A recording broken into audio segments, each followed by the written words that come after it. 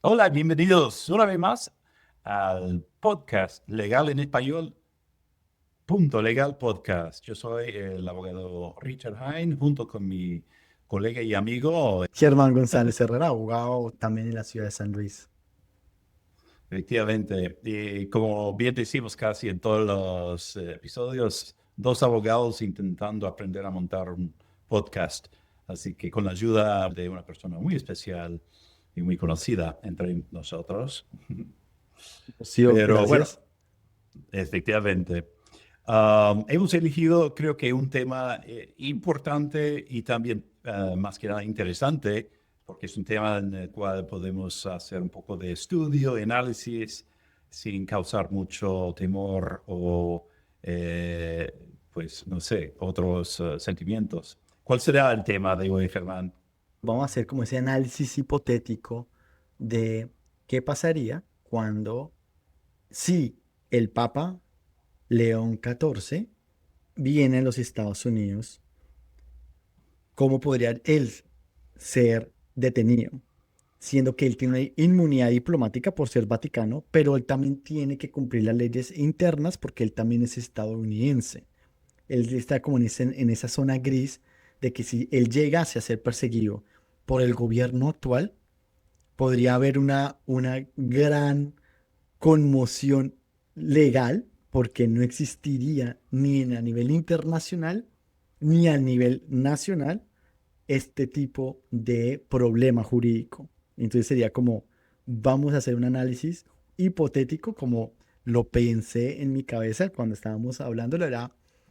Imagínense, todos ustedes son estudiantes de derecho y la pregunta que el profesor les pone a ellos es, ¿qué pasaría legalmente si el Papa viene a los Estados Unidos siendo estadounidense, si tiene o no inmunidad diplomática? Esto viene de las últimas semanas y noticias que bueno, según el régimen estadounidense está descartando, denegando, pero en otras fuentes se ha confirmado, así que no sabemos si es cierto o no, pero que hubo una reunión hace, bueno, a principios de este año, en el primer trimestre, en febrero o marzo, no estamos seguros, y entre el embajador del Vaticano ante los Estados Unidos y un subalterno del Departamento de Estado aquí en Estados Unidos, en el cual el agente estadounidense o el representante estadounidense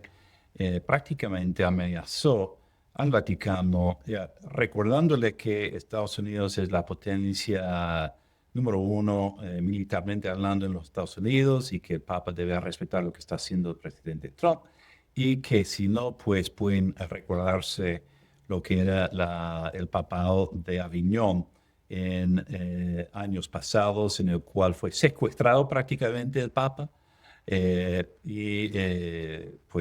puesto en prisión, una especie de prisión, y eso causó pues una consternación muy, muy grande, obviamente en aquel entonces, es parte de la historia del papado, pero también parte de la historia europea.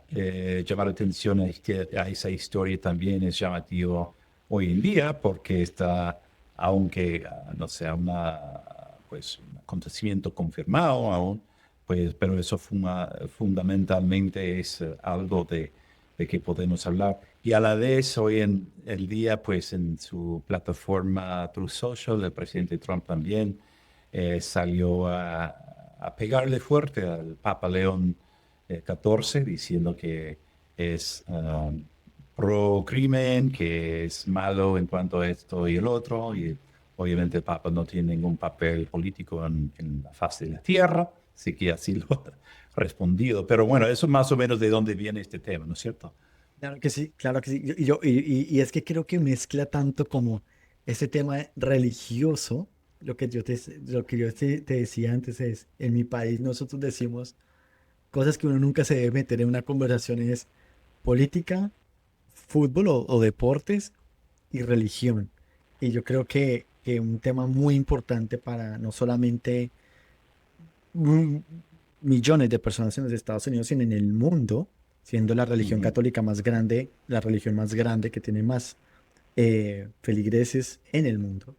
¿Cómo puede verse ese ataque, no? Tanto verbalmente, posiblemente como eh, pasó o no pasó en el Pentágono, como en, en el Truth Social, lo que él ha dicho sobre el Papa, más la imagen de Trump viéndose como un Jesucristo, como intentando de mezclar, atacar al Vaticano más yo sentirme el Mesías, es como una mezcla, a mí me parece muy interesante para observar.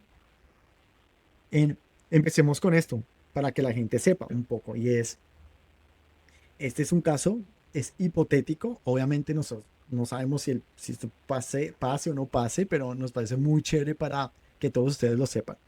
Entonces, primero que todo, el Vaticano, el Papa, como el Vaticano es considerado un país que está avalado o está determinado entre las Naciones Unidas, hay una inmunidad diplomática.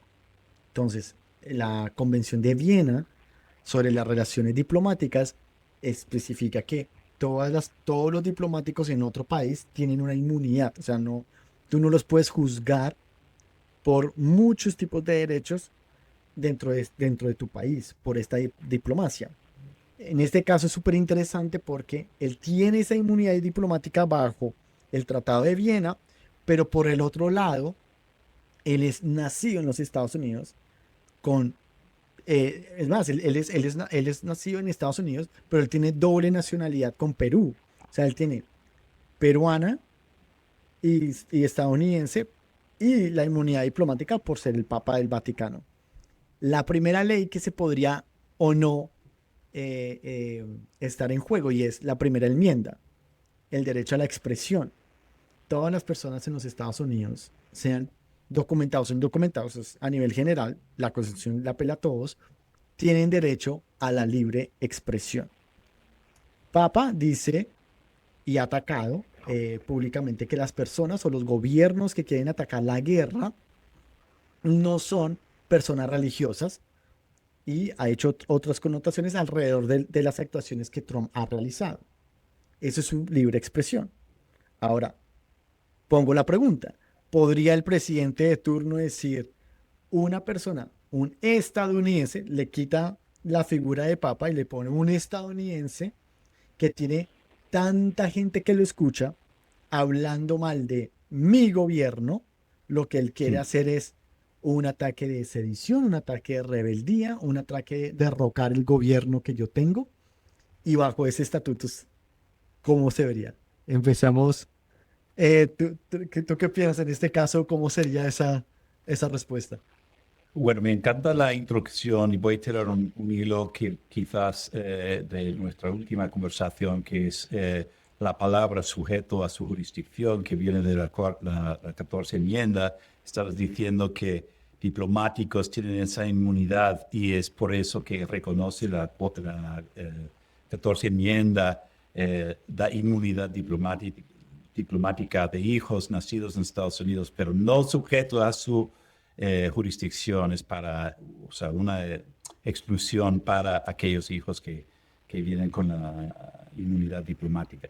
Ahora, tocando el tema ese, imagínate que si el Papa empieza a decir, no, no, no, tenemos que realmente resistir lo que está pasando y lo que está diciendo el régimen, nuestro presidente, tal como se encuentra con sus facultades mentales hoy en día, podría intentar decir que eso es equivalente a un intento de insurrección, por ejemplo, se me ocurre esa idea, o que ha intentado tomar represalias en contra de su propio gobierno, etcétera. Así que uno puede imaginar que una mente de mentira como la mente del presidente Trump puede imaginar una cierta cantidad de cosas como para lanzarle acusaciones sin base, sin fundamento en hecho hacia el Papa, como para instar ciertas acciones gubernamentales en contra de él. ¿Se te ocurre alguna otra clase de posible problema ahí? Creo que tú lo dices muy bien y yo creo que, si no estoy mal también en el discurso de sí, de la primera enmienda, que es ese libre expresión que todos tienen, creo que está protegido hasta que está incitando la violencia inmediata. Entonces, Exacto. entonces yo creo que aquí la forma como lo tiene que ver el presidente, porque aquí el punto es que él entre a los Estados Unidos, le ponga los cargos y lo arreste. Entonces empezaría todo el mecanismo legal en Estados Unidos y el mecanismo internacional, o sea, serían dos grandes derechos, pero yo creo que a nivel internacional ese sería, el interno sería mirar la primera enmienda si se vio o no afectada y como tú dices, hasta qué punto el gobierno puede demostrar que él sí está incitando a esa violencia inmediata a los Estados Unidos en Ujú. ese es muy, a mí me parece que es muy interesante el hecho de que si eso se llegase a pasar en este hipotético, vamos un tico y hagamos un salto a ese derecho internacional. ¿Qué dice el derecho internacional? El derecho internacional diría algo como, pero él tiene inmunidad diplomática. Él está hablando como el Papa, no hablando como el estadounidense. Sí, como Ah, ya. dos figuras totalmente diferentes. Entonces el derecho internacional diría, él tiene inmunidad para hablar lo que él quiera, usted no puede arrestarlo. Entonces sería como operar Como esos está dos. haciendo a Nicolás Maduro. Pues sí, eso es un poco es un poco interesante porque el derecho internacional con Nicolás Maduro, yo creo que a pesar que se violaron derechos internacionales, también creo que hay un gran apoyo de muchos países, de la mayoría de los países de la ONU, de no hacer nada en contra para proteger a Nicolás Maduro. Pero en este caso, donde la mayoría de los países tiene una gran connotación, una gran unión con la religión católica, ya no creo que sea ahí, o sea, yo creo que ya el análisis internacional también se va a ver en, no solamente hay un aparato internacional, pero también tenemos un aparato de muchos países van a querer proteger al Vaticano, al Papa. A mí me parece como ese juego. Pero mira que a nivel internacional es chistoso y te la pongo, te muevo aquí un poquito aquí la pregunta y es el mecanismo internacional que sería la Corte, bueno, la Corte Interamericana de Derechos Humanos, la Corte Internacional de Derechos Humanos, estaría también la Unión Europea. O sea, es que bueno, pues creo que la Unión Europea no sé si aplique, pero por lo que él es Vaticano, pero creo que sea el de la ONU. Y hay pero nunca ha sido tan fuerte esta organización supranacional. Hay un ejército, que es el ejército de las Naciones Unidas, que son los cascos azules. El Vaticano tiene un ejército que se supone que es el ejército de Suiza. ¿Cómo tú crees que se vería en este hipotético ese problema y si habría un ataque religioso, digo, un ataque de armas o un ataque político en contra de Estados Unidos? Tendría que ser tal vez un ataque de oraciones a estas alturas. Porque no nos olvidemos del matriz que utiliza el presidente de los Estados Unidos en formar sus peleas, digamos. Esto es muy fácil de distinguir. Podemos volver a 2017 cuando amenaza a Zelensky con un pro por un tal por cual, ¿no? O sea, usted necesita nuestros misiles de defensa. Bueno, vamos a hacer si usted nos puede hacer algo. ¿Y qué fue ese algo? El lanzar una investigación jurídica de parte de la Fiscalía hacia su rival político Joe Biden, sin ningún fundamento en hecho. ¿Y qué ha hecho a lo largo de sus mandatos? Pues también formó el problema el día 6 de enero, lanzando eh, la mentira de que había sido robada las elecciones de 2020. Ahora que ha ganado otra vez en su segundo mandato, está diciendo que hay miembros del Tren de Aragua que están ocupando edificios completos para mandar a tropas mascaradas y cuando llegan allá sin ninguna clase de orden de arresto, de búsqueda, ninguna clase de debido proceso previo a la efectuación de los ataques, pues resulta que no es cierto lo que ha dicho el presidente. Imagínate, porque es mentiroso patológico. Así que podría yo imaginar que él se imagina alguna cosa que ha hecho, que ha dicho el Papa, y en base a esa mentira empieza sus ataques.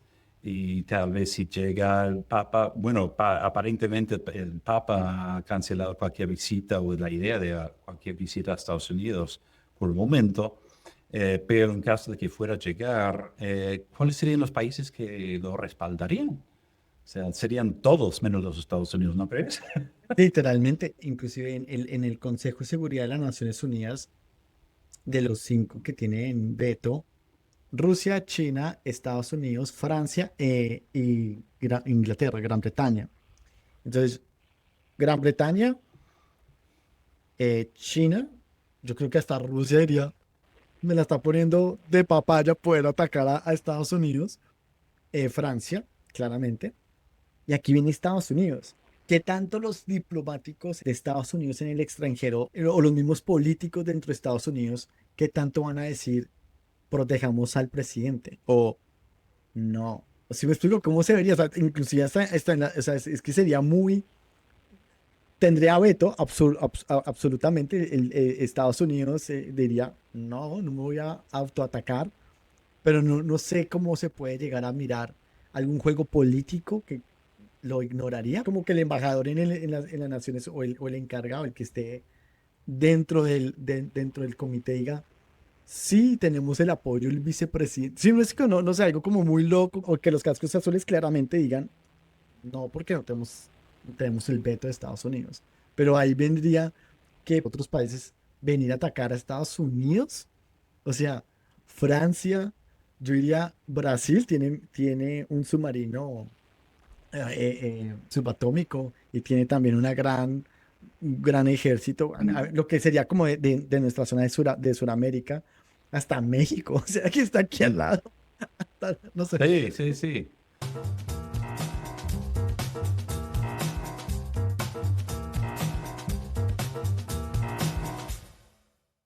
Este espacio está disponible para patrocinadores.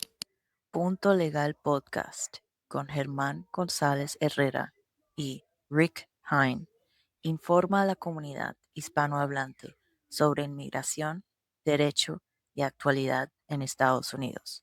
Si tu marca quiere estar aquí, contáctanos a puntolegalpodcaster@gmail.com.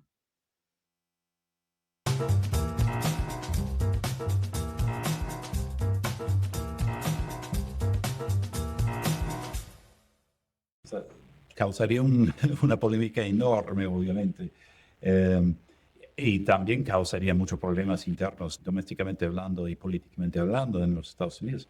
Imagínate lo que ha causado su amenaza de destruir una cultura entera, hablando de Irán, el día de Pascuas, y que ha causado pues hasta ciertos miembros de su propio movimiento MAGA a dudar sus capacidades mentales y de hacer un llamado como para enjuiciarlo políticamente y llevar a cabo un juicio y o sea, para convictarlo y también sacarlo del poder.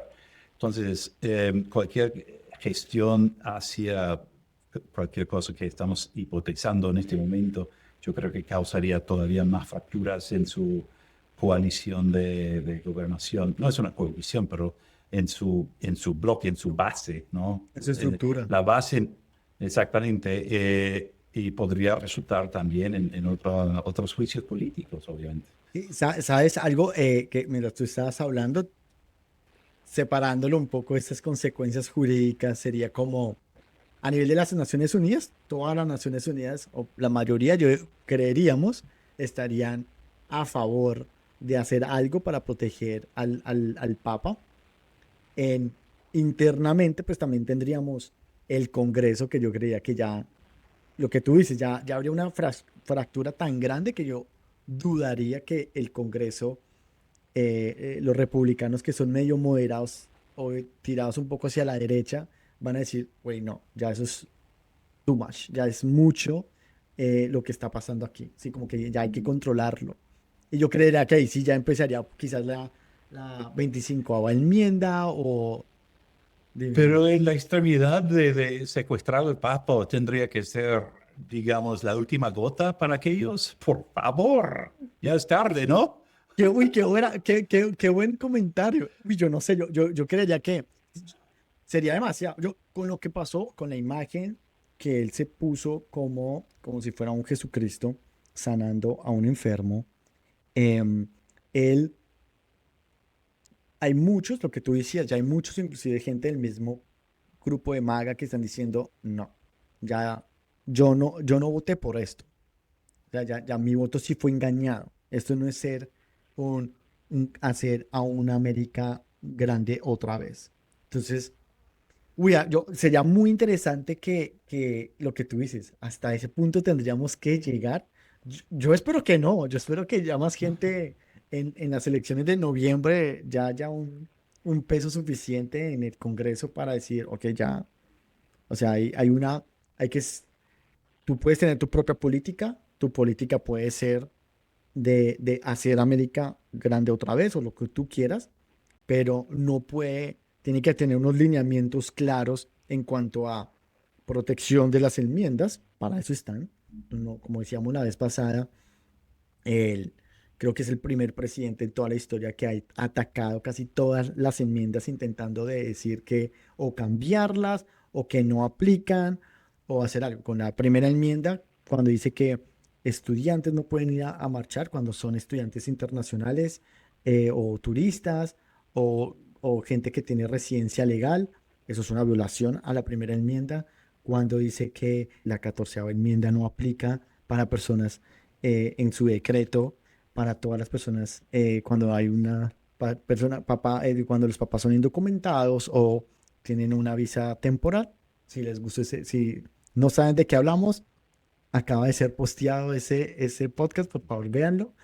Eh, um, Está atacando la 4ª enmienda, la 5ª enmienda, la 6ª enmienda, diciendo que los indocumentados al final del día, intentando como decir cuándo no, cuándo no y cuándo sí tienen sus derechos, persiguiéndolos en las cortes de inmigración, persiguiéndolos en las calles, intentando como de alargar con ayuda de la Corte Suprema de Justicia en, en este perfil racial que está permitiendo. O sea, como nuestra constitución está totalmente siendo atacada y lo que tú dices, hasta que no venga el Papa y lo arresten, ¿se salva esto? Sí, es una locura. Es una locura. Es una locura. Y con esa locura, ¿qué te parece si tomamos una breve pausa y volvemos luego de los anuncios? Ahora volvemos enseguida.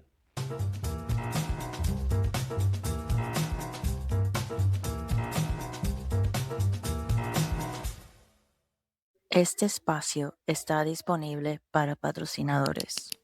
Punto Legal Podcast con Germán González Herrera y Rick Hine informa a la comunidad hispanohablante sobre inmigración, derecho y actualidad en Estados Unidos. Si tu marca quiere estar aquí, contáctanos a puntolegalpodcaster@gmail.com.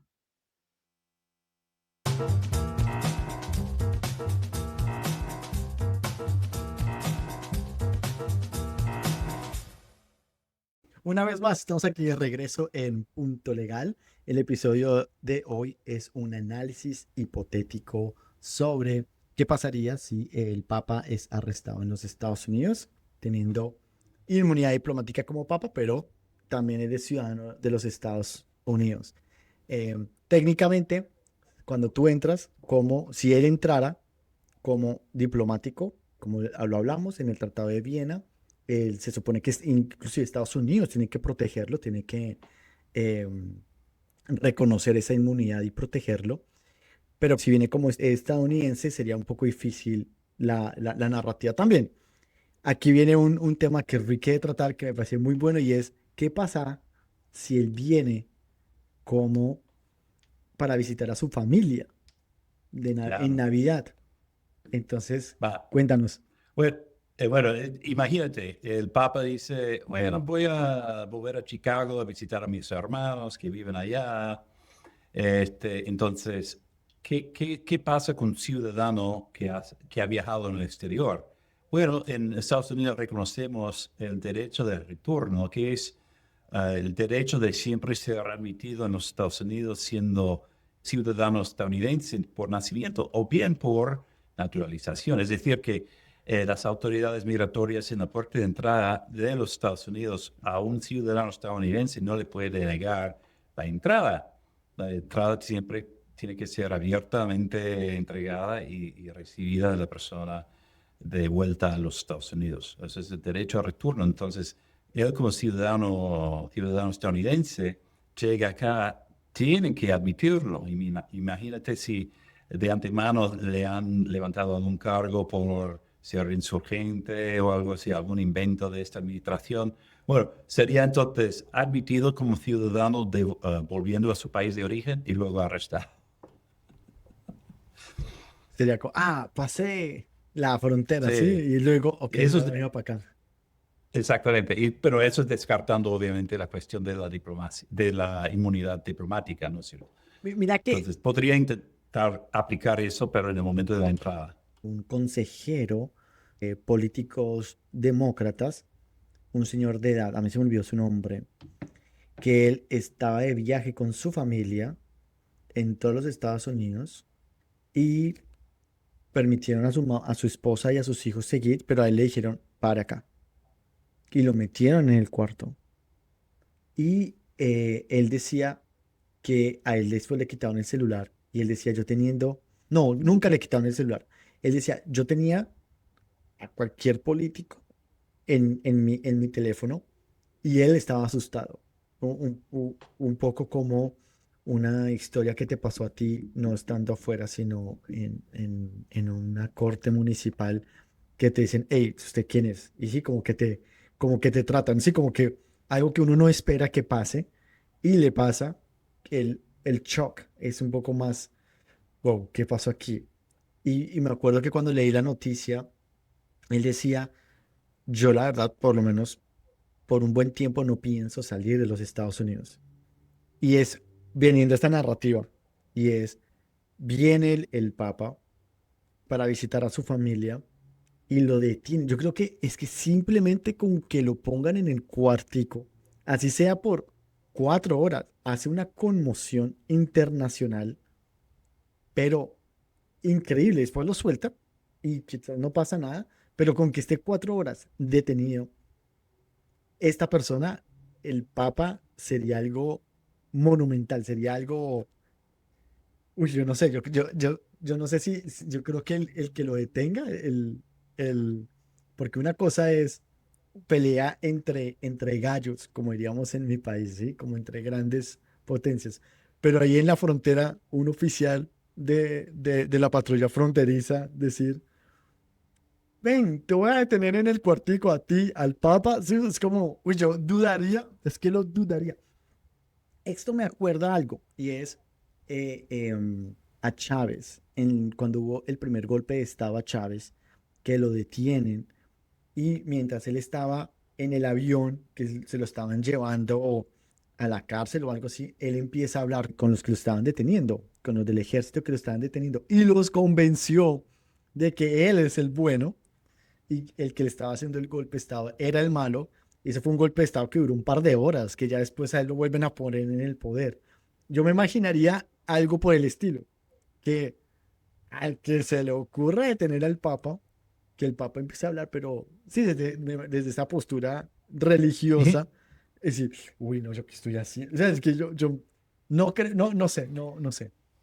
Yo creo que cualquier detención tendría que ser de antemano autorizada por altos encargados, ¿no? O Claramente. sea, ningún oficial a ese nivel en la línea tendría, creo que, ni la potestad ni, ni la, digamos, la fortitudo Gallardía. nacional como para detener al Papa sin que tuviese de antemano previa autorización y pues más bien una directiva específica como para hacer esto y las razones por las cuales se hace. Y luego él tendría que tomar la decisión de o cumplir o no con la orden, ¿no? Claro, claro. Que es para ir mezclando también otros temas, y es por ejemplo, el tema de ICE, a mí me parece muy, como hay oficiales que saben que lo que están haciendo no es 100% lo correcto, y está como la línea entre tengo que hacer mi trabajo, pero también es un poco la violación. Por ejemplo, claramente las personas que tuvimos en Minnesota que atentaron contra la vida de los ciudadanos estadounidenses, claramente ellos dicen, a mí me dieron la orden y la cumplo. Pero también hay otros oficiales de ICE que no son así. Inclusive yo me he topado en mi trabajo que han intentado de moderar, de suavizar, ¿no? Como no voy a matar, no voy a atentar o violar la cuarta, la quinta, la sexta enmienda. O sea, voy a respetar mi constitución, intentando de seguir, si puedo, todas las eh, órdenes que me están dando. Yo creo que también juega mucho con que si el oficial que hayan puesto para detenerlo sea un oficial totalmente sesgado y que se tapa los ojos y dice, no me importa, yo estoy cumpliendo órdenes, o que alguien que tenga la personalidad de decir, yo no voy a hacer esto y quizás le pongo a otra persona que lo haga. Pero es interesante. Me parece como el oficial, yo creo que también va a entrar mucho en juego, el que se le ocurra Es hacer que eso. he estado pensando mientras exponías eso, que si hay algún otro ciudadano estadounidense que sea también jefe de Estado de algún otro país, creo que es el único, Es ¿no? el único, es el único, Es porque el único. no podrías.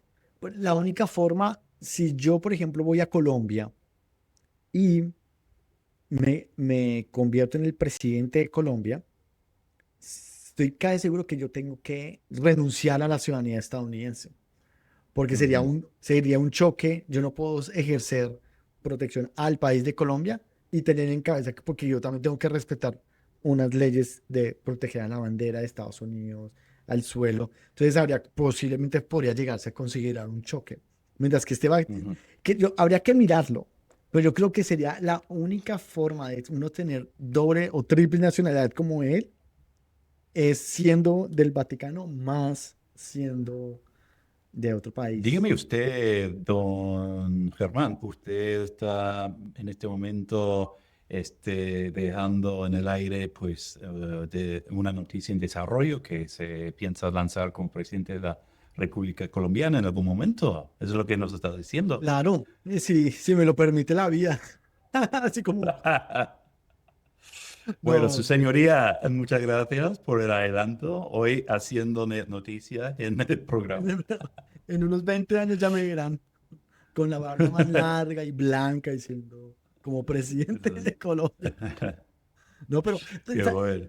¿sabes? Estaba pensando, los que pueden llegar no son, no tienen inmunidad diplomática por ser gobernantes de otro país, pero, por ejemplo, el presidente de las Naciones Unidas en los Estados Unidos, pero no es lo mismo porque no es jefe de Estado. O sea que creo que la única persona que puede ser jefe de Estado y mantener una segunda nacionalidad es el Vaticano.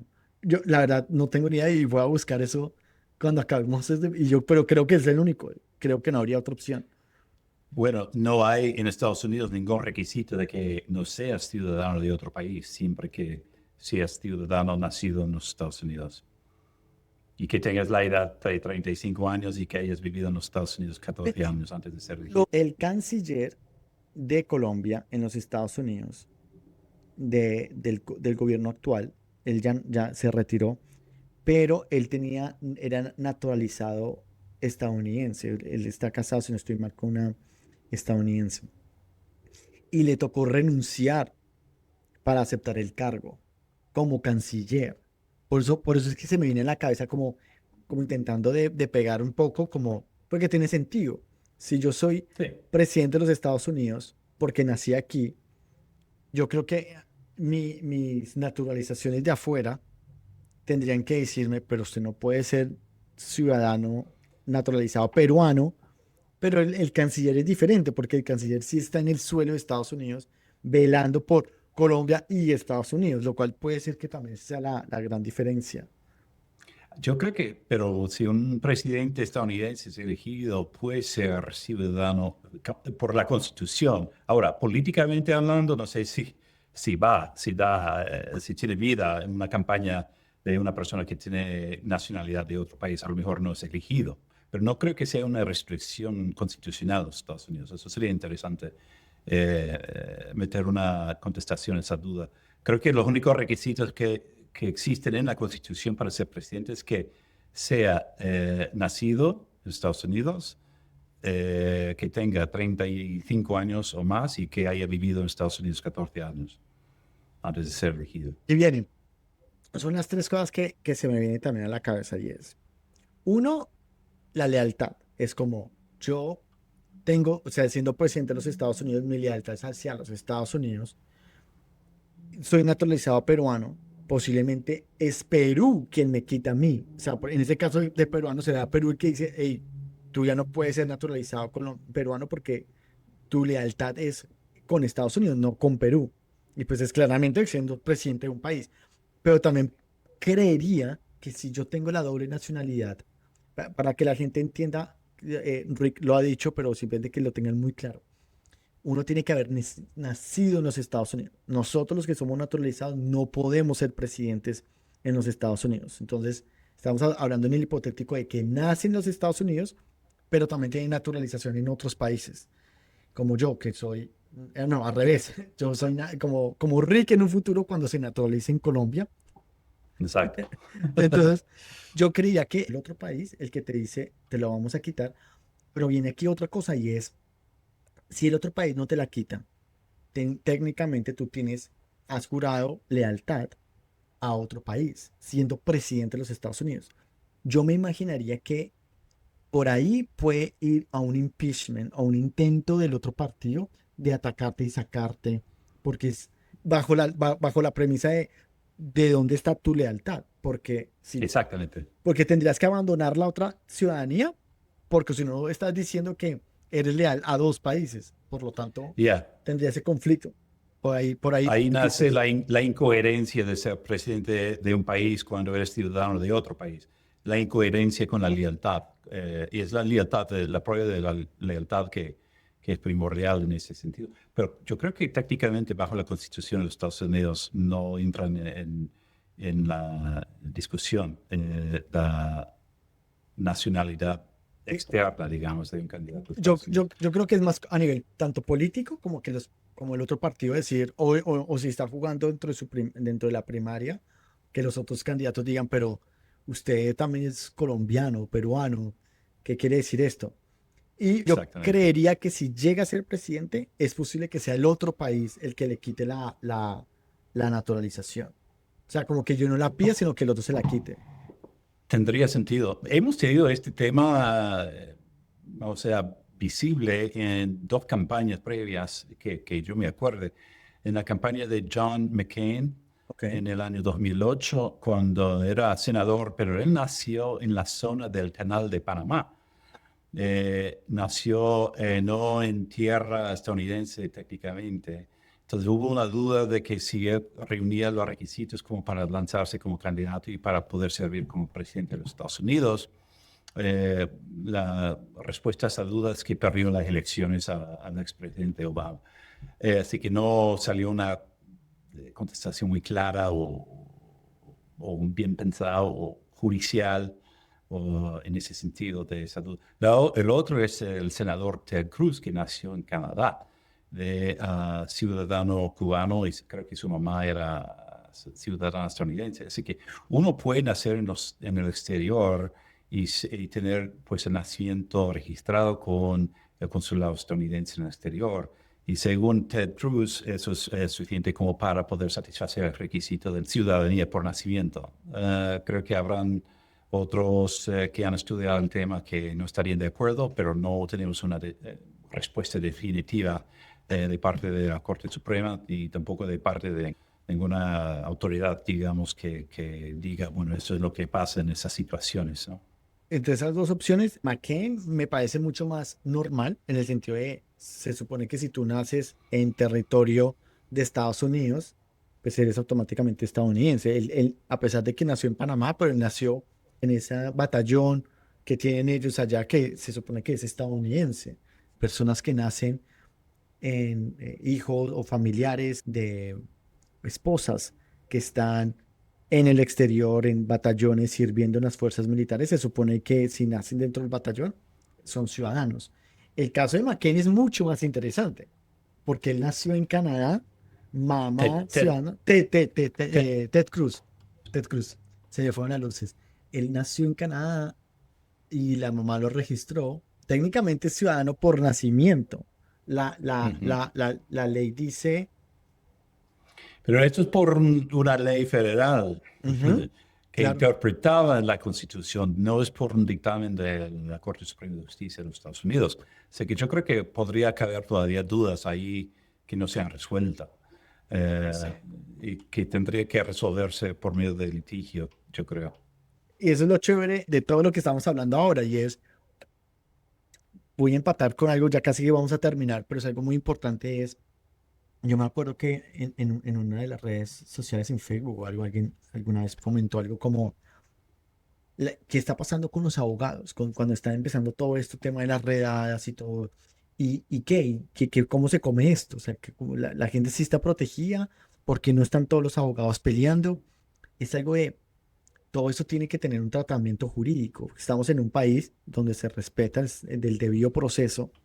Quiere decir que pueden entrar personas a atacar la Constitución, pueden haber personas que están violando o no el derecho legal interno, pero tiene todo un proceso. Y dentro del proceso, por ejemplo, esto que estamos hablando aquí con el caso de Ted es, nunca se terminó de resolver porque nunca fue presidente, pero si hubieras llegado a ser presidente, ya empezaría, ya existiría la pregunta jurídica. La Corte Suprema no puede tratar temas hipotéticos, como, ¿qué pasaría si Ted Cruz realmente es presidente? La Corte Suprema va a decir, pues hasta que no sea presidente no vamos a tratar el tema, porque no vamos a hacer hipotéticos a lo loco aquí. Entonces, tocaría de que en este caso llegase a pasar para entonces empezar el mecanismo de que llegue a las instancias superiores y tome una decisión. En ese caso sería la Corte Suprema la que da una interpretación de la Constitución. Y cómo se vería eso en la práctica? Pues él tendría que haber ganado alguna elección, probablemente una primaria, y luego alguien más le demandaría, uno de los demás candidatos le demandaría, planteando la duda sobre su ciudadanía y eh, su elegibilidad como para ser presidente, para servir como presidente. Y eso sería pues un caso legal que formaría la base en hechos, porque habrían evidencias en la, digamos, en la audiencia primera, digamos, a la vista pública, y podrían generarse entonces hechos y en base a esos hechos podrían pronosticar sobre el efecto de esos hechos con la ley. Sería sumamente interesante para tener una resolución de estas duditas que tenemos sobre algunas ciertas características de algunos candidatos en los últimos 20 años más o menos. Cuando no es un tema constitucional, cuando es un tema de ley, por ejemplo, el tema del aborto, que no está dentro de la Constitución, sube hasta la Corte Suprema de Justicia y la Corte Suprema de Justicia dice es permitido el aborto. Ahorita, obviamente, está en otras connotaciones, pero aquí viene algo interesante. Si este tipo de derechos, en lugar de llegar a la Corte Suprema de Justicia, se convierte en ley en el Congreso, que existe el Congreso, que haga una ley que diga el aborto es legal en los Estados Unidos, ya sería en todo Estados Unidos. Y ya, o sea, como recuerden los tres poderes, ese sería el poder legislativo el que está diciendo, esta sería la ley en los Estados Unidos. Alguien puede ir y pelear la constitucionalidad o no, que si se está violando o no esta ley, pero ya sería más complicado para la Corte Suprema de Justicia tumbar una ley del Congreso de esta forma. Aplica como el tema del aborto estaba era con la Corte Suprema, era ese poder judicial el que estaba tomando esas decisiones, pero eso también podemos hablarlo más adelante de todo este juego de los tres poderes, cuáles son ese tema de crear derecho o interpretar derecho creando también derecho. Entonces, Exactamente. En nuestro sistema que es bastante complejo. y súper interesante. Entonces, ahora sí, Sí. yo creo que podemos terminar. A todos ustedes, muchísimas gracias por Mm. escucharnos. Por favor, compártanos. Si quieren vernos, recuerden, estamos en Instagram como Punto Legal. También estamos en YouTube como Punto Legal Podcast. Su anfitrión, Germán González Herrera. Richard Heim, Au- despidiéndonos hasta la otra semana cuando salgamos otro estudio de otro tema sumamente importante. Espero que les haya servido y nos vemos pronto. Hasta la próxima.